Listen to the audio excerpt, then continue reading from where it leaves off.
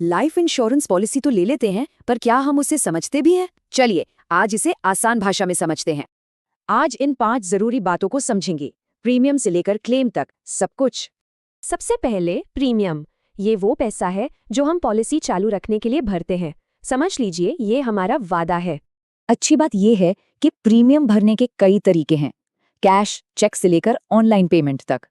अक्सर ये सवाल मन में आता है, अगर प्रीमियम भरना भूल गए तो क्या होगा? घबराने की बात नहीं, एक सेफ्टी नेट होता है। इसे कहते हैं ग्रेस पीरियड, मतलब पेमेंट के लिए थोड़ा और समय।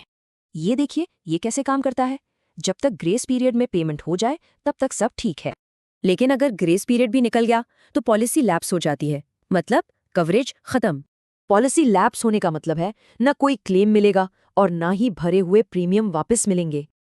अब कुछ अच्छी बात, पॉलिसी एक बचत खाते की तरह भी काम कर सकती है। जानते हैं कैसे? ये है सरेंडर वैल्यू। इसे पॉलिसी का कैश वैल्यू भी कह सकते हैं। पॉलिसी बंद करने पर यह पैसा मिलता है। हाँ, पर यह कैश वैल्यू बनने में समय लगता है। ये तुरंत नहीं मिलती, अक्सर कुछ साल बाद ही मिलती है। तो इस जमा हुए पैसे को इस्तेमाल कैसे करें? इसके 2 मुख्य तरीके हैं। पॉलिसी सरेंडर मतलब कवरेज खत्म, जबकि लोन लेने पर पॉलिसी चलती रहती है, बस एक उधार की तरह। इंश्योरेंस कंपनियां सरेंडर वैल्यू का 80 से 90% तक लोन दे सकती हैं।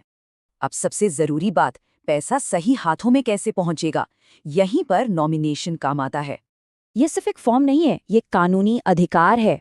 नॉमिनी को कंपनी को भुगतान करना ही पड़ता है। नॉमिनेशन क्यों जरूरी है? ताकि क्लेम के समय पैसा सही व्यक्ति को बिना किसी देरी के मिले। और अब आते हैं पॉलिसी के सबसे अहम हिस्से पर, क्लेम, यानी वादे को पूरा करने की मांग। मोटे तौर पर क्लेम 2 तरह के होते हैं, डेथ क्लेम और मैच्योरिटी क्लेम। ये 2 मुख्य नतीजे हैं। तो अब हम पॉलिसी को बेहतर समझ गए हैं, पर सवाल ये है, क्या ये अभी हमारी ज़रूरतों के हिसाब से सही है? सोचिए, जो बीमा पॉलिसी हमारे पास है उसकी रक्षा कौन करता है? इसका जवाब भारत के बीमा कानूनों में छिपा है। ये सवाल बहुत ज़रूरी है और इसका जवाब हमें बीमा कानूनों के इतिहास में ले जाता है। सब कुछ शुरू हुआ 1938 के बीमा अधिनियम से। इसी ने इस इंडस्ट्री की नींव रखी थी। और फिर आया LIC एक्ट, जिसने जीवन बीमा को पूरी तरह से सरकारी बना दिया। लेकिन सोचिए, जब मार्केट में सिर्फ एक ही कंपनी हो तो ग्रोथ कैसे होगी? नए नियमों की जरूरत थी।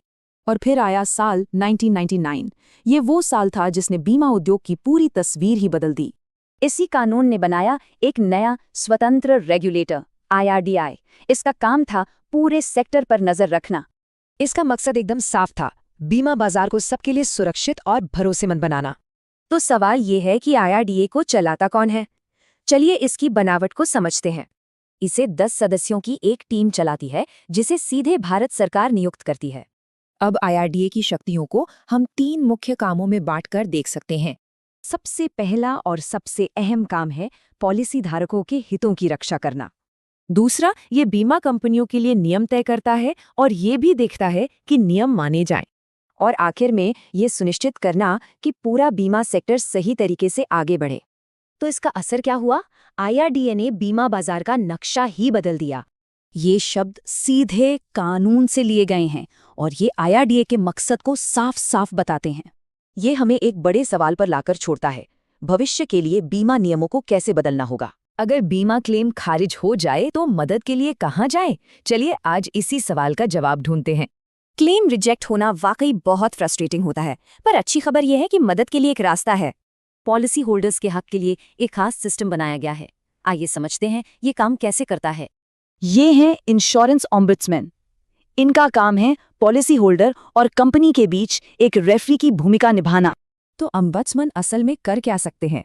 चलिए देखते हैं कि वो कौन सी शिकायतें सुनते हैं।